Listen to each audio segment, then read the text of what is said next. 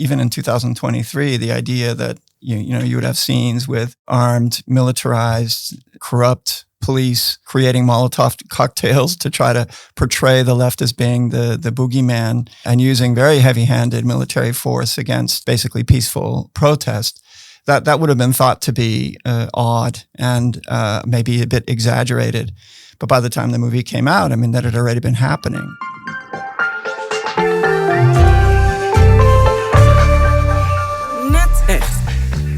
A world shaped by conflict, a society caught in cycles of violence, and a story that asks what happens when one battle simply becomes another. Today we dive into One Battle After Another, a film that on the surface may seem like a sweeping political drama, but beneath it pulses with questions about power, memory, resistance, and the human cost of perpetual struggle. What does it mean to live in a system where conflict feels endless? How do ideology and identity evolve when survival is at stake? And are we doomed to repeat the same battles just under different names? Jack, before we talk about the movie in more detail, what does it tell us about resistance against an authoritarian government? Well, this is a complicated movie, right? So it's a bit more sophisticated than just, fight the man. But I think, for me, as someone who studies kind of American political culture, this is a movie very much about the left and the flaws of the left, but also kind of the hope for the left. But it's also very much the left and its relationship with the right. And we can delve into all of that. But there's a lot going on here, right? We will hear about this more later. Welcome to Net Echt, the University of Amsterdam's podcast in which we examine films and series from a scientific perspective. Today we have two guests who can tell us all about the subject this movie deals with. Firstly, Jack Thompson, lecturer in the American Studies Department of the University of Amsterdam, specialized in modern American history, US foreign policy, the political culture in the US, and extreme right-wing politics. Welcome, Jack. Pleasure to be here. Our second guest is Professor Brian Burgoon, a lecturer in political economics and focusing on economic connectivity and the political relationships that go with it, as well as democratization and the rise and decline of democratic values. Perhaps the most important thing, he's a great movie adept and often uses scenes from films in his lectures. Welcome. Nice to be here. And I'm your host, Peter-Paul Verbeek. I'm actually standing in for the normal host. Normally I'm the sidekick, but I will guide us through this episode of Net Echt. And for me, actually, it's an interesting movie to watch, to discuss, because it raises a lot of questions about the future of our democracy. Can democracy survive the new forms of polarization that we see in our society, and also actually at universities all over the world? Well, for those who haven't seen the movie, let me give a brief summary. The movie revolves around the character Bob Ferguson, played by Leonardo DiCaprio, who's forced back into conflict when an old enemy resurfaces years after a political struggle. Earlier in life, he was part of the French 75, a left radical resistance movement fighting against an oppressive kind of regime. And now, years later, Colonel Stephen J. Lockjaw resurfaces to track down and persecute Bob and his daughter, working together with a conservative organization of white supremacists. In this episode, we'll discuss the theme of resistance movements, how the American government dealt with them, and the link with current times. So, Jack, when we look at the movie, there seem to be some parallels with similar real-life movements that were active in the 1960s. Could you tell us a bit more about this? Sure. Well, so the movie is in part based on this novel by Thomas Pynchon, Vineland, which kind of puts the 1960s and the 1980s kind of in conversation and kind of examines what happened in the 1960s and kind of, some of the challenges of the Reagan years. And so this movie kind of riffs on that, but instead of the 1960s and the 1980s, it's more or less late 2000s, kind of right around the time of the financial crash, and then kind of present day. And yeah, it's all about kind of, it's putting together this family about this story about this family and this father-daughter relationship. And they're part of kind of a modern day version of kind of essentially kind of what happened with the New Left in the 1960s. The New Left started as this very kind of idealistic reform movement, kind of the civil rights movement, the anti-Vietnam War movement. And then kind of in the later part of the 60s, early 1970s, you started to have some more kind of radicalization. So the Weather Underground would be a good example of a group that kind of spun out of the New Left and was kind of, doing bombings all over the United States, or the Black Panthers. These are kind of more radical manifestations of this kind of idealistic reform energy from the 1960s. So French 75 is obviously kind of fictionalized version and more modern day version of something like Weather Underground. Okay. So why did people join these movements? I mean, of course, we all know the stories about the resistance against the Vietnam War, etc. But these radical groups are something different, right? What's so attractive about them? Well, I think they all start out quite idealistic. This is what actually happened in the 1960s. You had these very idealistic the New Left started out as very idealistic, mostly university students, the students for Democratic America, things like that. And through kind of the battles, to use one of the themes I guess we're talking about, through the battles of the 1960s, some, people took kind of different paths. Some stayed very kind of idealistic, others kind of, got tired and kind of went back to normal life, and a few radicalized and believed that nonviolence wasn't fixing the problem. So they turned to violence. And of course, they were influenced by, various kind of revolutionary ideologies, Marxism, Leninism, things like that. This wasn't just the United States, by the way. This is a kind of a global story, but this is the American version of that global story. Yeah. I mean, it seems to be an intrinsic issue, right? So to be an activist, sometimes you need forms of civil disobedience. You need to go a bit against the flow. It has to be a bit annoying or painful in order to make your point be heard. And that's maybe where it all starts, when groups start to radicalize. What are the causes, if any, and I'm not sure if you know more about that, but what are the causes for people to become so disobedient that it becomes violent? Well, I think this is one of the questions that the film is asking is, what is the left? What's the most effective way for the left to operate? How do you fight authoritarianism without yourself kind of losing the way? I mean, I think implicitly, we can talk about it. I think implicitly this is some of the questions that the movie is asking, but this happened to people on the left. They were confronted with often very vicious repression, illegal tactics, surveillance. We talk about the Nixon administration and kind of the FBI and breaking the law on a regular basis. In their fight against the left, and some people on the left said, well, if they're gonna, you have to fight fire with fire. And so the radicalization it's not surprising, I guess. So actually, the radicalization is being produced by the governments that try to oppress it. I mean, in part, you can also look at kind of what's happening on the left and kind of engagement with revolutionary ideologies. New Left started out kind of as a very kind of American reform movement, but as it kind of evolved during the 1960s, at least some people looked to other sources of inspiration. They looked to they looked to China, they looked to the Soviet Union. And so, you can tell different stories about what caused the radicalization. And I think you can tell different plausible stories about this. Yeah, I see. So in a movie, the group falls apart. Actually, it's being dismantled, you can say. I don't want to give too many spoilers, but that's hard when you want to discuss a movie. So was this also something that you explicitly saw in the 1960s, the dismantling of activist groups? Sure. You saw, I think this is one of the things that the movie does reasonably well, is it kind of, through these personal, through these characters, it depicts just how difficult it is to maintain your faith, if you will, in kind of in a better world. And the ways in which that clashes with kind of messy reality, whether kind of in your revolutionary activities or even kind of in your personal life, which is one of the interesting things about the movie. Yeah.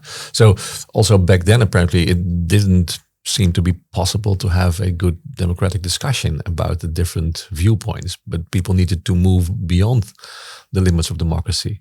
Is that something that, when we look back, something that we can learn from in the current situation in the US? There's all kinds of lessons you could potentially take, but this is also where the movie kind of stops being just about the 1960s and also is very much about the present day. If we can start getting to kind of more, academic discussions about things like effective polarization and kind of, the fact the United States is more polarized now than at any time, probably since the Civil War. And this is, obviously a huge problem. So this is one of the nice things about the movie. Is it kind of simultaneously makes us think about kind of the 1960s, but it's also very much about what's happening in the United States right now. Yeah, it's interesting. I mean, I think for a long time we've seen quite radical left groups, but now the far right actually is up and coming, also in the US. And that's also indeed something very interesting in the movie. So the antagonist is part of the group that calls itself something like the Christmas Adventure Club. Have we seen such an organized secret group of nationalists that try to suppress resistance? So this is one of the really interesting, both weird and absurd, but also interesting parts of the movie, the Christmas Adventurers Club. It's this weird hybrid of like a kind of a WASP, white Anglo-Saxon Protestant kind of country club type. The leader's, what's his last name? Throckmorton or something. This like the waspiest name you could imagine. But somehow they're also they've got some Ku Klux Klan thrown in there because they're white supremacists. There's a bit of, there's this kind of, one of the long-running historic conspiracy theories in the U.S. is about kind of elitist cabals that are kind of behind the scenes pulling the levers. So it's got kind of some of that thrown in. So they're a mixture of different kind of inspirations, I think. The name is somehow strikingly nostalgic and innocent. I mean, that's kind of a framing that people then maybe use. Is that something that, you see often regarding activist groups? I mean, normally activism has a bit more aggression in it, but this is actually nostalgic. Well, I think that's one of the things that's supposed to make them a bit more insidious, because they're all wearing their Izod sweaters. Like the hitman driving the car is wearing an Izod sweater. I mean, they're supposed to, they're talking at one point about banana pancakes. There's supposed to be this kind of contrast between they're seemingly like, you're your uncle, but he's a white supremacist, and he engages in murder and assassination on a regular basis. So it's weird, it's jarring, but it's also, I think, effective. Yeah, interesting that the framing seems to do a lot in the movie as well, and that's maybe also to draw a parallel to the present, what we see now, and the way in which people try to defend their actions or try to reveal what they see as social injustice. Depends a lot on how you frame things. Are there things in the framing in this movie that can help us understand the current framing, maybe on the left and on the right side? So for me, this is a movie from the perspective of the left. I mean, you have a lot of complicated characters on the left. Leonardo DiCaprio's character is kind of this, he starts off very idealistic. He kind of burns out. He gets kind of hooked on drugs and alcohol. And he's, by the time, the movie shifts to the present day, he's trying to be a good dad, but otherwise his life is kind of a mess. You don't get that same depth with the characters on the right. I think Sean Penn's character, this Colonel Lockjaw, he tries to give him some emotional depth, but that's not really in the script. The kind of the right wing, kind of the bad guys are more stock characters, whereas the characters on the left, they're a bit more complicated. So for me, the movie's from the perspective of the left, and kind of about both the internal challenges facing kind of the left today, but also the external challenges and kind of this kind of authoritarian, illiberal, white Christian nationalist right. Yeah, exactly. So before we go to you, Brian, maybe one last question to you. We always try to ask ourselves how realistic the picture is. What do you think? I mean, and maybe even if you look at the current situation that the US is in, how realistic is the picture of resistance and oppression that this movie paints? So, I mean, this is one of the fun things about the movie it's absurd, right? You have Benicio del Toro kind of walking around in this strange role as kind of he teaches karate, but he's also kind of a leader of the resistance, and kind of he's running this underground railroad for undocumented immigrants. But I mean, you have the backdrop of the immigration kind of situation in the United States with hundreds of thousands of undocumented immigrants who are just trying to live their lives and facing these, what is essentially kind of a authoritarian paramilitary force in ICE. They don't actually depict them as ICE in the movie, but that's clearly the parallel that. So it's absurd, but it's also very real in a lot of ways. Yeah, that's also maybe scary. So, for sure. From your knowledge of American history, could there be also a parallel on the radical left rising at the moment as a form of resistance against the current quite right-wing government and their actions? I mean, you have illiberal elements on both the left and the right in the United States right now. I mean, they're not parallel, right? I mean, the right, certainly in my view, the right is far more, the illiberalism is far more widespread and far more influential.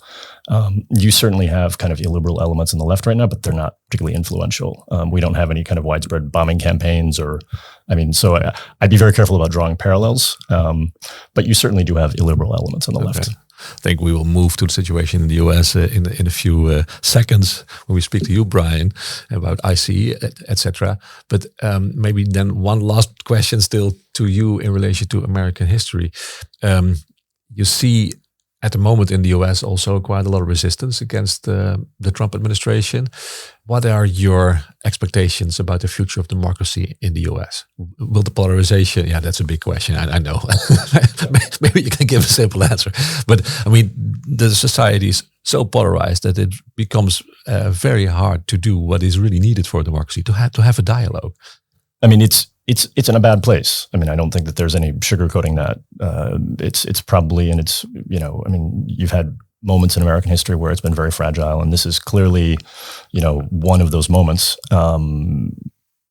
The democratic process, the elections are no longer kind of automatically free and fair, which is, a huge problem. You have an administration which has begun to kind of transgress a lot of both legal and kind of normative red lines. So it's a dangerous place, and I mean, we're going to be talking a lot about kind of the problems on the right, but I mean, the country is deeply polarized. Most Republicans think most Democrats are not good people, and same thing. About 75% on each side really thinks the other side is bad, and it's very hard to have a democracy when you have effective polarization kind of at those levels. Yeah. Okay, well, in that sense, the movie is a real warning for what could come. Thank you so much.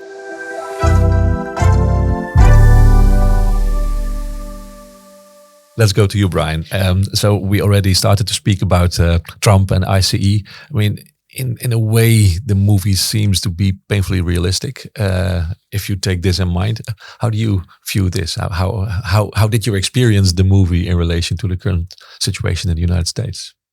Yeah, so one of the striking things about the movie is going into the movie knowing that it's drawing on the Thomas Pynchon book Vineland, is that Paul Thomas Anderson, the person who actually wrote the screenplay and also directed the film, made a series of choices about how to portray American polarization, American politics, sort of all the things that Jack was just summarizing. He made those choices long before Trump 2.0, right before Trump was reelected. And those choices were incredibly prescient. So the idea in 2023, the idea that you would have scenes with armed, militarized, corrupt police assaulting, creating Molotov cocktails to try to portray the left as being the boogeyman, and using very heavy-handed military force against basically peaceful protest. That would have been thought to be odd and maybe a bit exaggerated. But by the time the movie came out, I mean, that had already been happening. This was even before Minneapolis and some of the other scenes of this kind of militarized confrontation under ICE, indeed, but more generally, the National Guard getting called into Washington, D.C. as examples. So for me, the one of the striking things is just, wow, what a great, clever move that was, sort of a gamble. But the thing that I think is worth emphasizing is that Paul Thomas Anderson also made a great gamble about the issue to choose as the basis of the polarization. So Jack already talked about effective polarization, which in political science, political psychology terms is about a kind of polarization where you don't just disagree with or even hate the ideas of another party or another person. You hate the person himself, herself, itself, if we're talking about party polarization. So as Jack pointed out, the Democrats hate the Republicans hate the Democrats, and not since the Civil War have we seen sort of the measured levels of polarization that we see now. And it's important to see that that has a policy basis in its history and its germination. And in the U.S. context, there's no question in my mind, but that the most important factor that has driven that effective polarization has been the issue of immigration. And immigration is a different issue than the one captured in the Pynchon book, which is much more, left-right economic redistribution, fight the man who's taking your job, or cutting down the forests. Those are the kinds of issues that he was referring to. And Paul Thomas Anderson chooses wisely to say that no, actually, immigration is the big issue. And what you see here is a story about contemporary polarization on that issue, and portrayed are the two extremes of the debate, which you could say is hyperbolic. You could say, of course, there are a lot of middle ground positions, but the discourse of that debate is captured by those two poles that are captured really well in the movie. So the poles are, on the one hand, the Christmas Adventurers Club types and the ICE right-wing types who say, look, if you're here illegally, that's rule of law. That requires a heavy hand of the state, if need be, to, basically coerce respect for the rule of law. It's not a crazy position, but their willingness to use coercion in such heavy-handed ways, such violent ways, undemocratic ways in terms of due process is pretty extreme. And then on the other hand, you have not just people who think that immigration can be good for the U.S. and this general idea that immigration, undergirds American prosperity and multiculturalism and so on. It's instead a belief that it's a good thing to have sanctuary cities that are, providing all kinds of institutional supports for people to be in the U.S. illegally. And to be honest, that's a pretty extreme position in the U.S. So if you look at public opinion data, asking people who are Democrats and Republicans about these issues, you realize that they're not quite that polarized. It is true the Democrats definitely think that if you're not committing violent crimes, ICE should not be knocking on your door and chasing you down and deporting you. But as a general matter, they think it's okay for the rule of law, including crackdowns on the border and the immigration deportation, for that to be okay.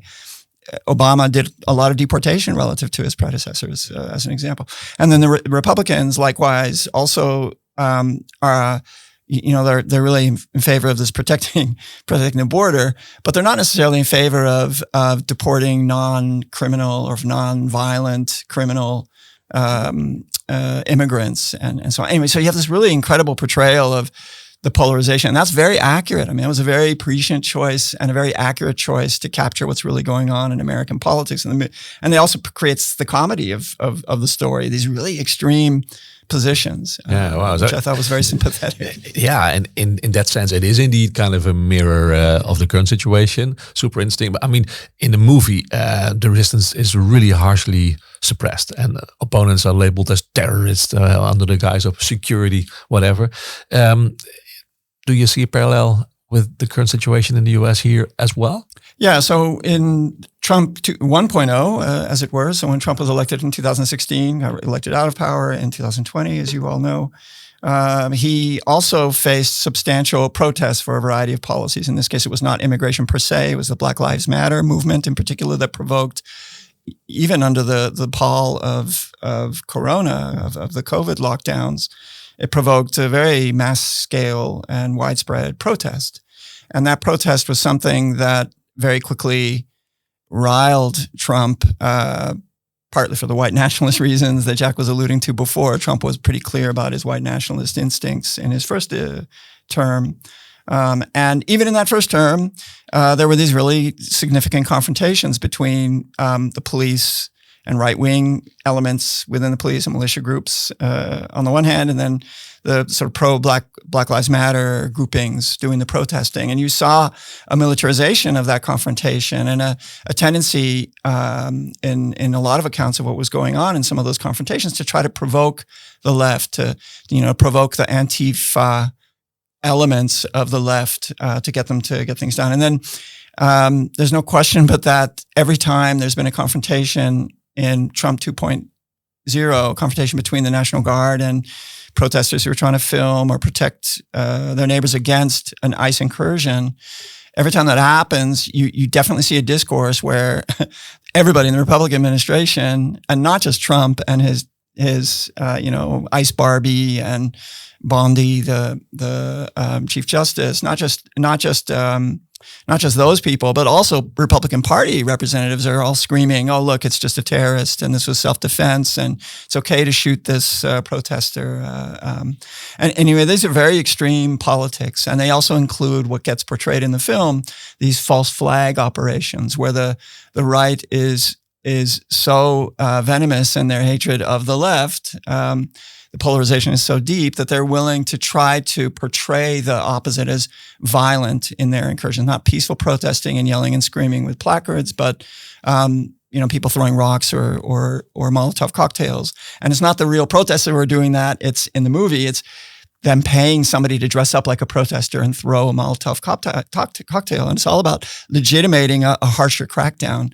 This is really going on in the U.S. Maybe not that specific example, but that kind of thing is really part of contemporary Trump 2.0 politics. Wow. So making people behave like a radical left-wing activist in order to justify the violence. Making them look like they're behaving like a radical. So in this case, like in the ICE thing, calling the three people who were shot, calling them terrorists is an absurdity for anybody who's seen the information, the videos, and the eyewitness accounts of what happened. Yeah. So you're a specialist in democracy in the US. So maybe also for you the question that I asked before: how do you see the future of democracy? I mean, on the one hand, any democracy can benefit from a form of polarization because there's a good discussion and you can disagree and you come a bit further when you disagree and speak. But the current situation doesn't seem to provide any basis anymore for any dialogue between the poles. Yeah. How do you see this develop? Is there hope? Yeah, so that's a good question. So first, let me say why I'm worried enough, like Jack. I'm worried enough to dampen my hope. And those worries are a little bit different than what Jack had mentioned. But then I do have hope. So the worry is basically twofold. So one is that the level of polarization is of an affective character, this sort of ideological form that's very hard to sort of repair. And particularly with issues like immigration, it's really striking to me, also in a place like the University of Amsterdam in the Netherlands, and certainly anywhere in the US, to see how the middle ground gets hollowed out in the debates. And it has to do with the political entrepreneurship and the framers of the debates. It has to do with social media, the sort of bubble forming of teams, the uniform wearing that is part of our social media age. That makes it really hard to find that middle ground, right? To get people to even recognize that you can reconcile the positions, even the positions that you saw in the film. You could imagine a middle ground. I thought one of the things that was irritating about the movie is that you never saw anybody try to find any middle ground. And you can't expect everything for a film. It would have made the movie less funny, but it would have been nice to see that portrayed, because that's possible. Anyway, that's one thing that worries me. And the other thing that worries me is that if you look at the violations of basic due process and human rights and undermining of the quality of democracy and all the rule of law characteristics that are part of liberal democracy, right now it's easy to look at this and say, oh yeah, the problem is because of the right wing and they have no trust anymore in American democracy and they're undermining it very actively. And that is true. But in the longer term, sort of post-Trump, maybe after, several years, who knows how many, we see finally some sort of shift in power. There's no question but that those on the left have much less faith in American democracy, much less faith in the Department of Justice, in the rule of law. And if a policeman says, or a lawyer or a judge representing the state says, you need to do this or that, they're not going to believe it, and that applies to the elections that are looming. Trump, who so obviously flouted election standards and is the one who is, in a sense, most hostile to real, open, and free and stable elections, has created a situation where it's hard for anybody on the left or right, under any circumstances, to trust what's going on. So anyway, those are my big worries, right? I see. But the hope is that there are voices that are thinking about exactly these kinds of issues.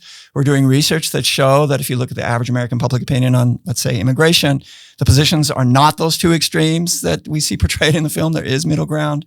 The more people recognize that, the more room there is for people to do something about it, to talk to each other on that basis. And when it comes to the rule of law characteristics, I think it really is important to repair as quickly as possible the damage that's been done. And that requires more bravery, particularly on the right wing. It's not the left that needs to repair. So basically we need to repair both the discourse and the institutions. And there is hope, but it's very difficult given these looming problems that both Jack and I have commented on. I think that takes us back to the question that I asked before we started. So is there a future for democracy in times of polarization? I think you quite intensely show that there are very, very big challenges, right? So the way things are functioning now might actually make people lose trust in the institutions themselves. That could be the basis in the first place for a well-functioning democracy. Yeah, and also, and the world of social media doesn't help either. I fully recognize also, I think in my role as a university leader, the importance of speaking to the middle, right? Which is super hard. Any action you take will be somehow criticized very harshly from either the radical left or the radical right. I mean, people at the same time say that we have been too harsh in our reaction to what happened here at our university with the Gaza protests, and other people say we shouldn't have let them stay as long as we did. So it's super complicated, and try to build a narrative in which you want to be this one university together where people discuss rather than fight, and where we can disagree but deal also ethically with the way in which we run the university. That's the challenge. So I think also for the University of Amsterdam, I fully recognize the challenges that you show. In that sense, the movie is indeed some kind of a warning, and hopefully it can stimulate all of us to keep searching for dialogue. Thank you very much. So this was Net Echt. Thanks to Jack Thompson. Thanks to Brian Burgoon. And if you are interested in our podcast, subscribe to Net Echt. Hope to see you next time.